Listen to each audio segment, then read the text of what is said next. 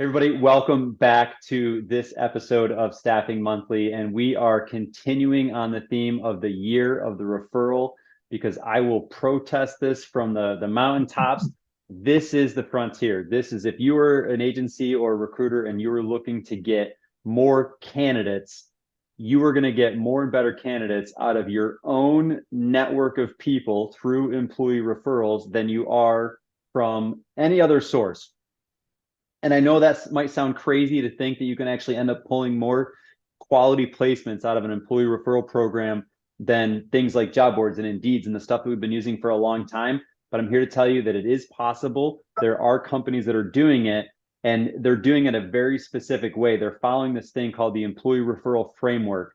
And it's that particular framework that is actually helping them get the right pieces in place before they really scale their program. And most companies, they jump to the end. They jump to scale at first, and we need to debunk that. We need to stop that so you can actually be successful with this. And the person that I have for you today is literally, I don't think I could find anybody better. Like, she's seen both sides. She has seen both sides. She has actually worked for Gifted in the industry and has felt all of our pain, and then was actually using staffing referrals for 2.5 years to learn all of the nuances and go through those growing pains and see exactly how to master the system. And then she went over to staffing referrals to help evangelize this employee referral program and how to help other agencies. And it is my pleasure to introduce Rachelle Arnold from Staffing Referrals to you, Staffing Monthly. So Rachelle, thank you so much for being here. Yeah, thanks for having me. I'm super excited. So obviously I was talking to David, who is and a great friend at this point. I'm really enjoyed getting to know him. And when we were talking about, maybe people from the industry are getting testimonials, and he was like, hey, have you talked to Rachelle? And I hadn't yet. I'm like, well, who's Rachelle? He's like, she actually worked in the industry for a while and used our service for 2.5 years before coming over. And I'm like, interesting. Interesting. So I wanted to talk to you, and here's why, because you've seen both sides. You've seen Yeah. staffing, you've seen employee referral programs, and you've seen what Staffing Referrals does, right? And this is not a paid sponsorship by Staffing Referrals. This is a genuine contribution, just for disclosure for the audience here. So help me, Rachelle. What is the biggest challenge that staffing agencies face when they try to put together an effective employee referral program? And then, like, what's the thing that they get past that leads to success? Yeah, that's a great question. So I think, we talk to people, they're not necessarily our customers, who don't have any referral program, or they don't have any referrals, or they have no data, or they have no culture around referrals. And that's challenging to work with, right? Because if you're not even getting referrals, getting referral automation software is not going to change the tune of this. Nope. And that's a tough conversation, right? So you have to be referable as, an agency. Like, people have to be referring people to you from an internal perspective. So, like, who else do you work with and how did they get there? And then from an external candidate perspective. And that really comes from the culture. And it has to resonate from the top down, bottom up, side to side. Like, everybody has to be on the same page about referral culture. And it has to be something exciting. That's something that you are looking forward to pulling your money off of job boards and investing it back into your talent. And once we see that shift, or, we have customers that come to us and they're not necessarily there, but then they come back and then they're there. It's an exciting time because you can see where they've gone. And now we're ready to, like, take it to the next level. And so, I think, like, a little bit of a misconception is, like, if you have a great referral program, you're getting referrals. Referral automation, like staffing referrals, is exactly what you need then to take it to the next level, to then put money back into your talent as well. So yeah, it's definitely a culture shift. It's definitely what we need to see happen so that you get more referrals. So I agree with that. And that's the funniest thing when I talk to people about this and I make that comment, like, well, in order to have a good referral program, you need to be referable. They're like, Yeah. oh yeah. Like, it's like, what? Yeah. Oh, that makes sense, And then it's like, if you think about it, there's two components in my mind when it comes to being referable, or how you showcase it. But one, it's like, And I'm just going to ask you this, Rachel. So what was the other than employee or, like employee referrals or staffing referrals, other than that, what's the last thing that you actually referred somebody to? Oh, a restaurant. I feel A, like, a yeah, restaurant. I What think restaurant? it's a restaurant in New Orleans. It's like an underground sushi restaurant. Okay. Okay. Without naming any names, I don't want to throw one here, but like, how'd that come about? Did someone say, "Hey, I'm going to New Orleans," or like, how did that come about that you recommended this underground sushi place in New Orleans to somebody? I think like yeah, somebody asked me. They're like, you would think, okay, so I live in New Orleans, and you would think because we're such a big seafood hub that like sushi is like the best of the best here, but it's common misconception. It is not. Everybody wants to fry up the sushi, put some mayonnaise on it because that's what Louisiana people do. It's Creole, baby. Yeah, it doesn't make any sense. So to get good sushi, if you're used to having like, living in a place like Denver, because I used to live in Denver, where like it's an international hub, so you get really fresh fish. You have to search for it here in New Orleans. But in referral, like I feel like that's the most common thing that people are referring people to is restaurants, places to So, go, things to do. so how much did that restaurant pay you to refer your friend to go have good sushi there? Yeah, nothing. Weird. So why is it that you felt compelled to share their information with your friend? Because it was a great experience and it was great food. Um, the price point's a little higher, but it's a great experience, right? And I want people to have great experiences. Like I'm referring them to knowing that they're going to have a good time and that they're going to get good food. Right. Like, and I'm not trying to bash any major chains out there, but this is not a menu item, but you weren't referring them to the mixed sushi roll. You know what I'm Right. saying? So, but it was about your experience. Like you're like, wow. And you wanted someone that you knew, like, and trusted to have a similar positive experience that you had. And you probably feel fulfilled in sharing that with somebody. So Absolutely. that's like the first part of referability that I see. And you're validating it right now is that like, Mhm. you know, most people aren't really truly motivated by the 50 or $100 or 200 or whatever. Like, sure, there's some need for that in a staffing centric program, but for the most part, if you're just really referable and you give people a positive experience, like that's going to jumpstart the referral process, right? Absolutely. Yeah. I So mean, I feel like the world we live in too is all about like connection, right? And making that impression. And so referrals kind of go hand in hand with that. If you're creating this connection with somebody and you want them to then have the same experience you had, got to refer them. it's true. And then it comes into like, and then did your friend go eat there? Yeah, they did. Did they have a great experience? Did they come back like, They hey, thanks for did. I actually got to join them. And it's one of my favorite things to do is to join people actually experiencing this restaurant where I just watch them eat it and I watch the look on their faces as they get to go through the motions of having this whole like, palate party. So yeah, it was like I got thanked a million times. They paid for my dinner. So Wow. yeah, it's a good Bonus. experience. That's a great referral right there. You got paid to give the referral. Yeah, That's seriously. amazing. So, but there's an element of social proof, right? If you had been like, "Hey, I've heard of this place or I did some searching. I've never been there, but like I've did some searching and this is something that looks pretty good." Like there's less social proof. Your friend might be like, "Okay, maybe I'll take your chances because you're good at researching restaurants, or maybe I'll just do my own research." But there's an element of social proof, and I think that's the other side of like referability is you have to be able to demonstrate it, right? You have to Yeah. be able to showcase it, visibly. And that's why I think that we're moving towards the ratings and reviews culture. We're going to start to see the stuff that hits Amazon and Yelp and Glassdoor and all these places. It's going to permeate the staffing industry. And I think that people need to be looking at how do they showcase that social proof digitally? How do they prove to candidates that might not be familiar with them or clients that might not be familiar with them that other people recommend them, right? So that would you agree like that's an important part of Yeah. it too?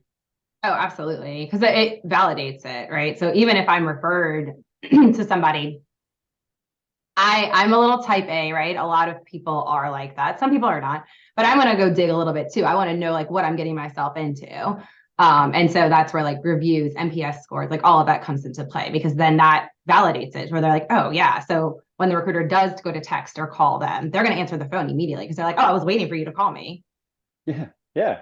I love that. And I'll tell you, and the reason I'm hitting so much on this part of the framework is, one, you hit it on the head. Like, you have to build a culture of referability. And this is where it starts. Like, you have to create such an amazing experience that people want to talk about it. They want to recommend their friends to it. They want to put positive reviews online. Like, they want to sing your praises because of the experience that you gave to them. And when I heard your colleague Krista talk about this at our the Staffing Mastery Inner Circle retreat, and she broke down this workshop, which was amazing. I can't wait till we actually get this out to the public. But when she went through that part of the framework, I was like, wow, like that makes a ton of sense. So I'm going to take it back to you. So back to the days when you were in the industry at Gifted, what was that like? Like, you obviously wanted an employee referral program. You picked a software like Staffing Referrals to use for it. What was it like? How did you go about creating that culture there? Yeah, so like, to be totally transparent, we had looked at Staffing Referrals the moment it came on the scene, and we were not in a place to bring it on. And we made that decision. At the time, I was in the marketing department, so true agency person. I've been in all the different roles, held all the hats.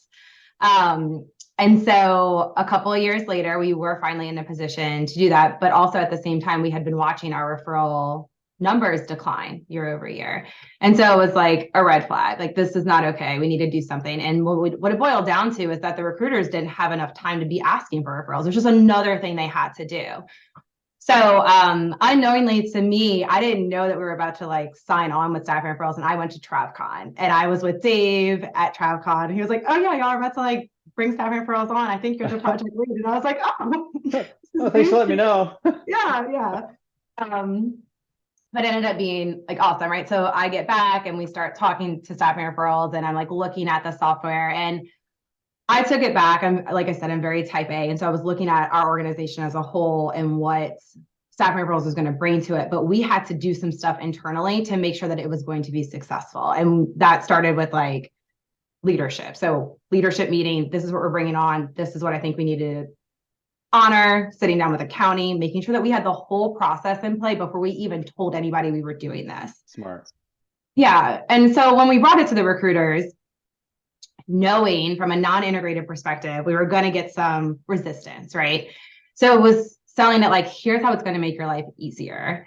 And here's all the things that are going to be happening behind the scenes that you don't need to worry about. Here's your call to actions. You're going to get these leads. You put them in our system. You call them. That's it. And then, when we launched, it took off. It had a ton of success.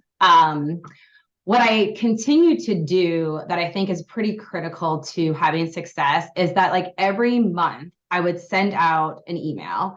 Aside from the emails I was sending out weekly, letting people know who was getting paid out, so they didn't have to go to the system to find that. They could just text their people on assignment or call them and let them know that they were about to get paid, right? That's a really fun phone call to make. Yeah, right. Yeah. Surprise, here's the money. Yeah. But on a monthly basis, I was reporting back the data to the entire company. Like, here's how many leads that we got. Here's how many those are placed. Here's the breakdown of RN all the way down to CNA. Here's the specialty. And then the other data was, here's all the people that were in our system that are now re-engaged because they were actually a referral. We had the wrong data. And here's where those people are and what those people were. And so it provided more transparency as to how this was impacting our business as a whole. And so they were buying into it, right? Because they could see it and they didn't have to dig for it. It was right there in front of them. And we did that for an entire year while we were launching, because it needed a whole year to kind of do its thing. Right. So after that year, what were the recruiters like? Oh, I mean, the recruiters, there's always going to be some that love new things, right? And there's always going to be some that are like, I'm ignoring everything that you're saying. So pretty quickly, there was like the top 5 recruiters that loved Staffing Referrals. And then there was some that were just like not buying into it. But we did an internal contest to create more excitement around it. And it was like, who could get the most ambassadors? Because that relationship is so critical. Huge. Because those are the people who are going to refer people to you. Yeah. And I think it's more of a controllable, when we talk to some of our customers who are trying to spin it from like the lead perspective, it's like, you can try to do that, but the habit that you want to create is the experience with the ambassador. Because those people can go on social media. Those are the ones that are leaving you reviews. And those are the people who are going to feed the recruiter's pipeline. So we did a contest around who could get the most ambassadors, right? So it was creating habits. So they were still talking about it, but they were also watching what was going on. And then I created a little competition. Recruiters love competitions. And then the buy-in happened, like where the bottom feeders, if you will, were like started to rise to the top, and they started to get it. And probably one of the best success stories is Sydney, who works for Staffing Referrals too now. But she Did they just make a habit of poaching his best people? What's going on here? it's maybe so. She came from enterprise, like had never recruited before in her life. I was her director at this time because now I was director of recruitment. And of course, my team was held to like this crazy standard of getting referrals because that was still my project. It was like I was still the project manager overseeing it. And Sydney, I think she had like 3 leads from like random sources and cold calling, but she took those 3 people and converted them into little digital recruiters for her. And she ended up with 56 people on assignment in like 6 months. And she's like the best story that I can give because Wow. she just leveraged her ambassadors. And so somebody would refer someone to her. The experience she was creating, it kept happening. That person would become an ambassador. They would send in a lead, they would become an ambassador. And it just kept cultivating. So that's mind-blowing to me. So I had that aha moment. You probably saw it on my face when you said this. I was like, wow, I never really thought about it like that. So the habit that you were trying to create was the improved experience or the focus of the experience with the ambassador.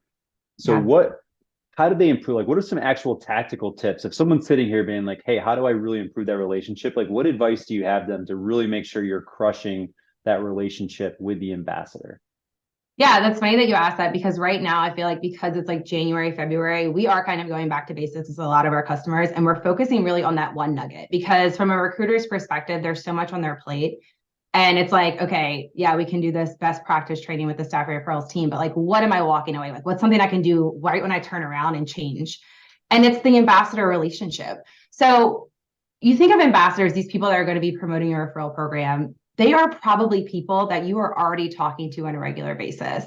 Now, our automation is sending thank you emails, thank you texts, all of these things behind the scenes. But how much more impactful is it if during your regular check-in and you're asking about the kids and the vacation and you're just like plugging in, thank you so much for joining our referral program. I have been loving talking to the people you've been sending me. And then you say something like, I haven't been able to place a whole lot of them because I'm really looking for da da da da da.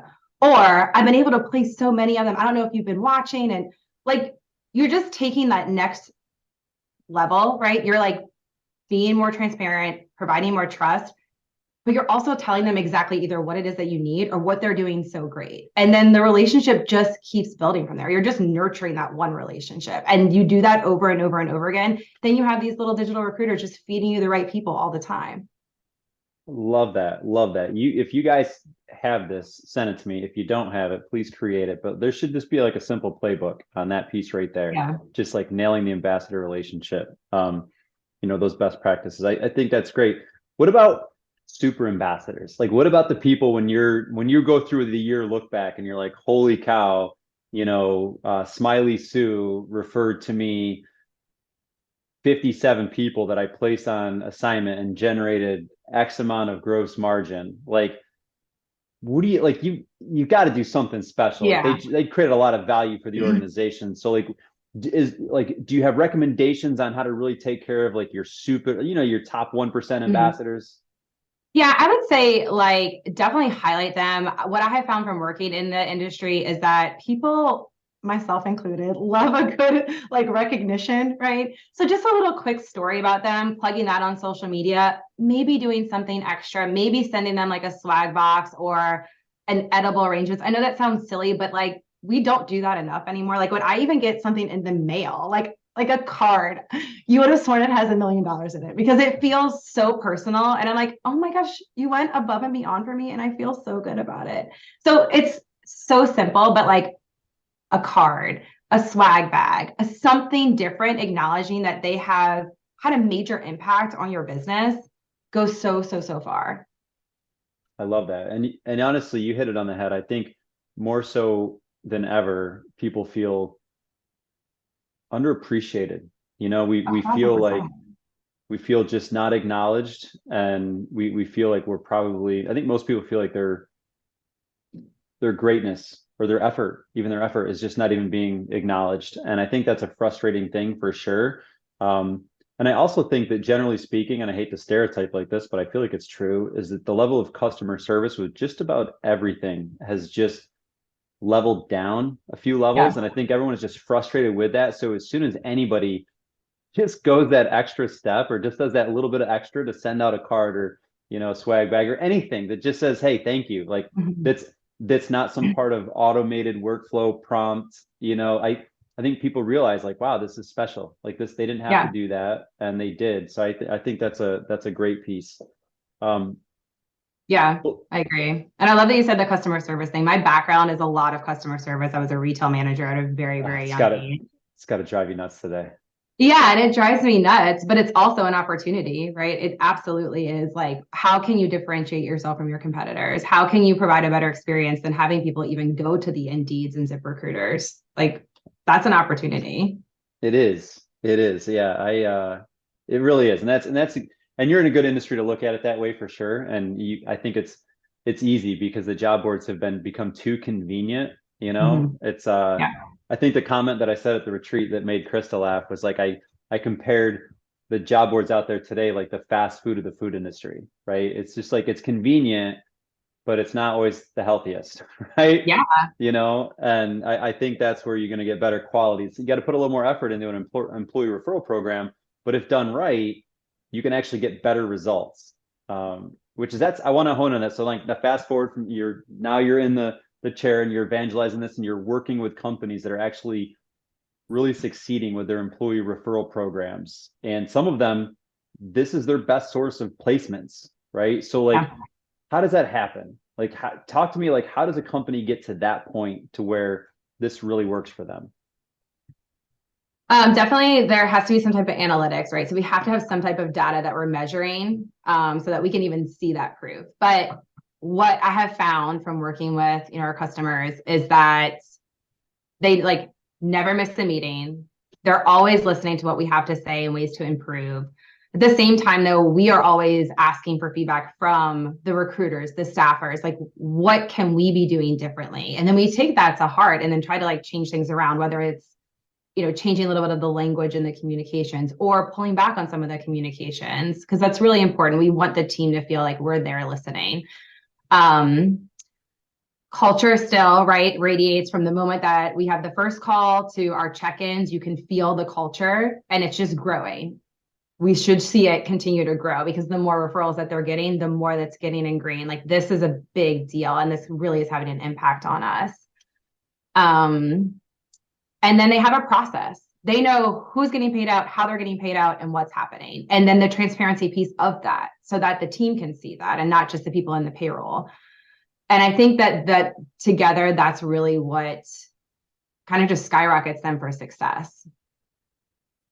Interesting. So it really comes back to that foundational framework. So they really have to, one, create the culture first. It has to be a referral culture where they're focusing on improving, and just to be on the employee side, the candidate experience, making sure that you're creating a referable experience where people feel good and they want to share that.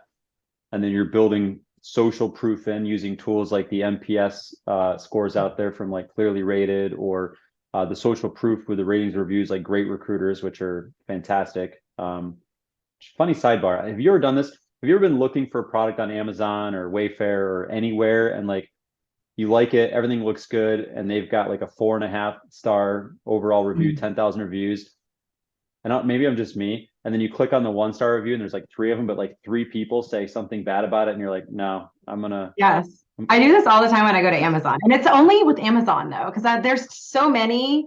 And I'm like, I don't know if I trust it. That coffee pot might have a weird defect. right?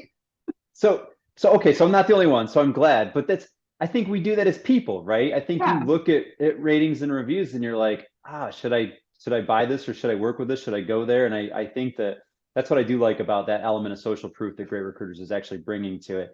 But I think that rounds out your culture piece. You get that right, and then you got to have the process.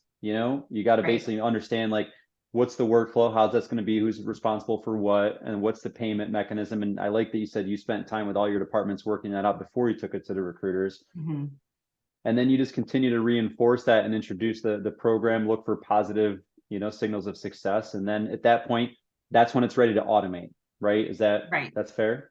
Yeah, that's totally fair. And then like throughout the process, being transparent with the team and bringing it back, here's what it's doing for our business. One of our best customers right now who, told us that, we are like their number one source. They have a great culture and they always have. So folding and staffing referrals just made sense. And they never miss a meeting. We meet with them monthly. But the biggest kind of shift for them was the transparency piece where like they do send out emails and like let people know what's going on so that the team doesn't even really need to log in. That's our whole goal anyway. Like we don't need recruiters to log into staffing referrals. You just keep doing what you're doing and let this run behind the scenes. And the feedback that they gave us was that the team loved getting these emails, right? Because you think with staffing, like just another email, nobody's going to read it, no one cares. But Yeah.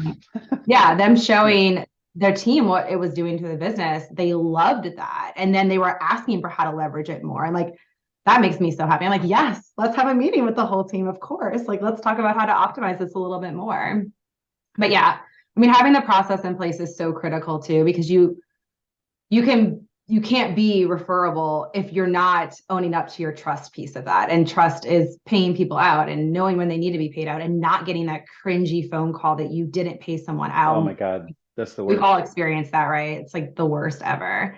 So like you have to have that process in place to avoid that. And actually, I think that's probably one of the reasons that a lot of agencies don't have a strong employee referral program because it's hard. If you're doing it manually, it's hard, right, to keep track of it, Yeah. right? And if you don't have like an integrated system and being able to like look at hours and track it, and it is manual, like it is tricky. And if something does get missed, and as soon as someone's like, hey, my friend's been working there for a while and I haven't got a referral bonus, like you just did the exact opposite of what you're going for. Now they're going to tell people, hey, don't refer anyone there because they don't pay out. And it's like, so I feel like that's probably a reason why they don't lean into the referral program, in my opinion. Do you think so? Yeah. No, totally. I think so. And I think sometimes, you might have the culture and you might be, running things off of 8,000 Google Sheets, and it's hard to decide where to start. You're like, we have all of this. It seems like we're a good fit, but like, what do we do with it? And that's where like, we can come in, especially with my experience. I'd be like, all right, let's look at all the parts that you're doing and let's figure out how to pull it into this. So, so that's interesting. And this is like, I kind of like where I want to get towards the end of this with your time here is that you've alluded to this a couple of times, having these calls with your clients, and you're educating clients, you're guiding in client success and whatnot. So I feel like that's an evolution for staffing referrals. Like I don't feel like that's how it was, 4 years ago. They weren't Yeah. as focused on that. So talk to me about that. Like how engaged are you with your clients? And here's why I'm asking this, because I feel like there's a lot of softwares out there that sell to the staffing industry that's like, hey, buy us and it's going to be blue skies and rainbows. And then people will commit their money. And then it's just like crickets, Yeah. and then it doesn't get implemented. And then it's not successful. And it's one more line item on the P&L sheet. That's another thing for recruiters to be, upset about. It's like, how do you solve that? Like, how do you get engaged with your clients to make sure that they're actually getting the most out of this? How do you really advise them through this? Well, you're totally right. It wasn't like this 4 or 5 years ago. I can personally attest to that as a customer. So we do have a success team now, but even starting at the very beginning, we have an onboarding process. So like from the very beginning, the very first phone call you're going to have post the sales process is setting you up for success. Here's the timeline of what we're looking at. Here's an open forum for like you to ask us any questions. And then we talk through what success looks like and set the foundation from that very moment. Like if you miss meetings with us and you don't do these like little bits of things, it's going to either lag it or we're going to have a conversation. And we have had to have conversations with some of our customers midway through and been like, we need to back up a little bit here. Things are not going the way that we want them to go. But we commit to like once a month with most of our customers, even if it's just to check in to see how things are going. With software, like it's constantly evolving. I mean, we just did like a facelift on our UI. So you want to be ahead of that. And we want to make sure that we are being as transparent as possible because we also want to be referable. Yeah, exactly right. Yeah, right. Practice what you preach. Yeah, exactly. And so like, we send out emails and we're doing things on social media, but that could get missed too. And also staying ahead of problems that could happen, right?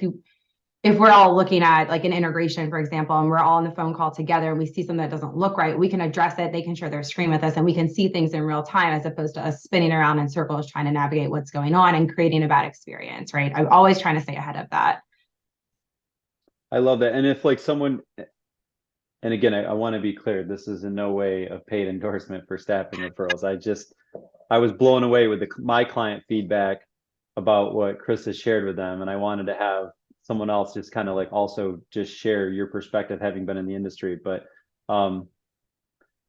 let's just say your typical mid-size, maybe one office, two offices, half dozen recruiters, dozen recruiters or whatever, like that size company comes to you and they're like, hey, we could use some help with this.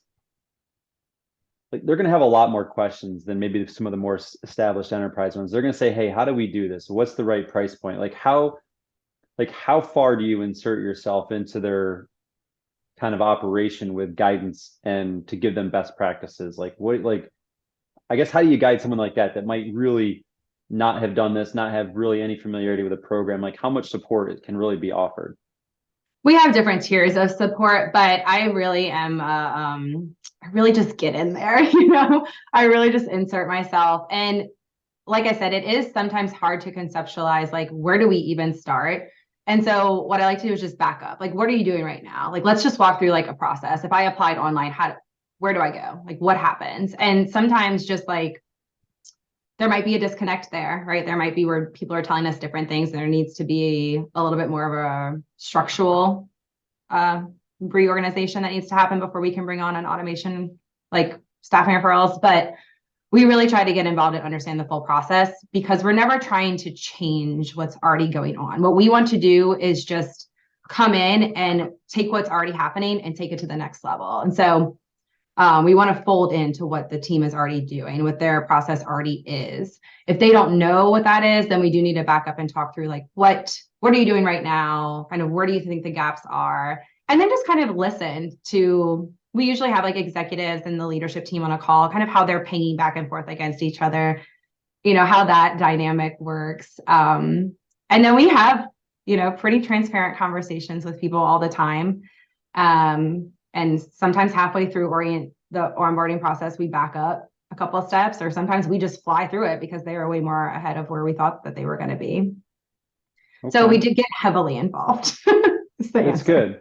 That's good. I'm pleased to hear that too, because I know that, like you mentioned, like recruiters don't need one more thing to do. And one of the things that always frustrates me is that when owners, managers, executives, whatever, they'll go to a conference or, they'll watch a great interview in an amazing digital staffing magazine and they'll be like, oh my God, we got to do this. And then they go buy it, having high expectations that software is just going to solve all of the problems, which it never does. It just amplifies if a process is good or bad.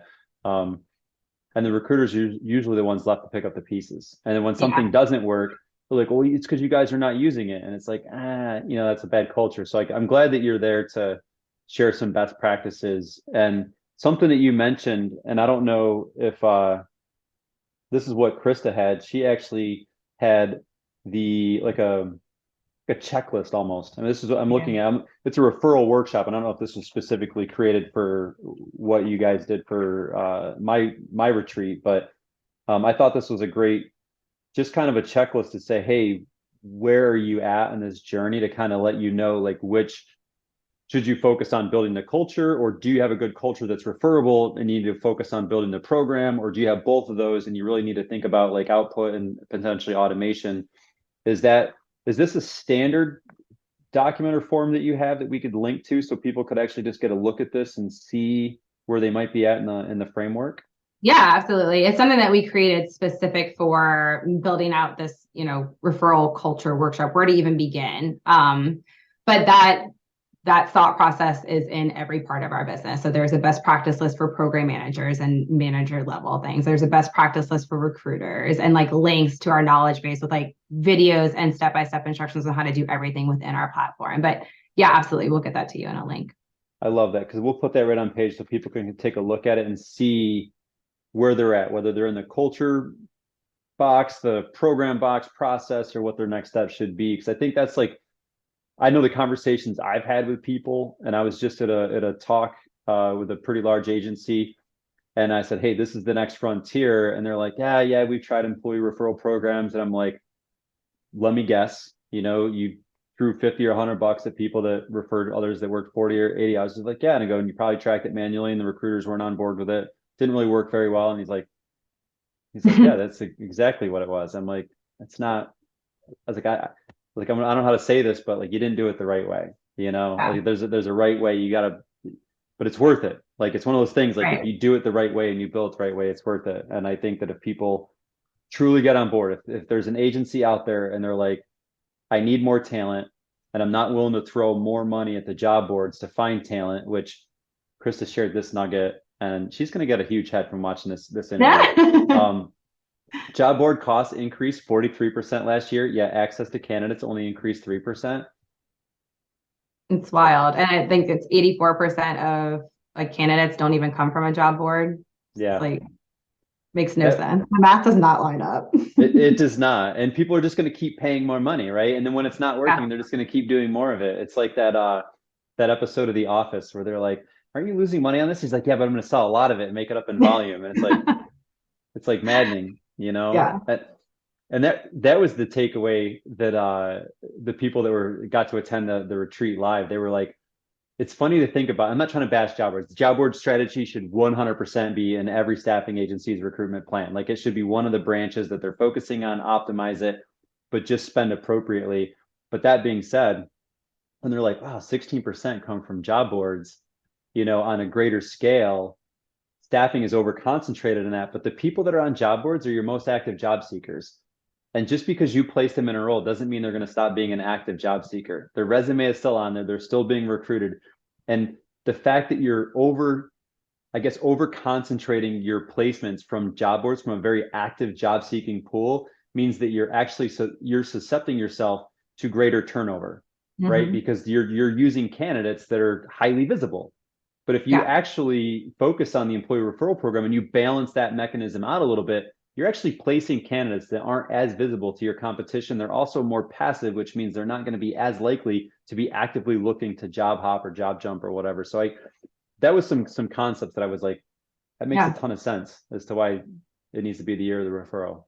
Yeah, absolutely. And I think the stat now is like 70% of like the retention side of things, like they're 70% more likely to stick around. And we have some customers that have proven that stat, and it's actually been higher for some of them, where like the people that are coming in that are referred are staying a lot longer than they have ever seen it happen before.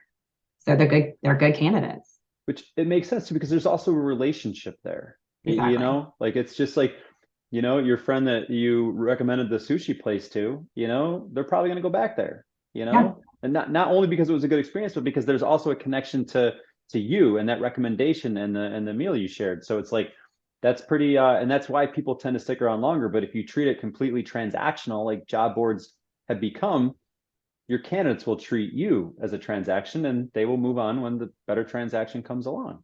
Yeah, you're totally right. Anyway, I could talk about this all day, but I won't keep you any longer. Rachel, thank you so much for sharing your information and kind of sharing your knowledge and experience on this. If anybody wants to follow up with you to learn more about the employee referral program or the staffing referral software, like, what is the best way to get in touch with you to learn more? Yeah, via email is the best, or on LinkedIn. You can LinkedIn message me, but just note that it's Rachel, but it is spelled like Rachelle. So it's RACHELLE at staffingreferrals.com. We'll just get it right on page so no one has to ask that question again. Sure. Well, awesome. Thank you so much for being here, and I hope you have an amazing day. Awesome. Thanks, you too.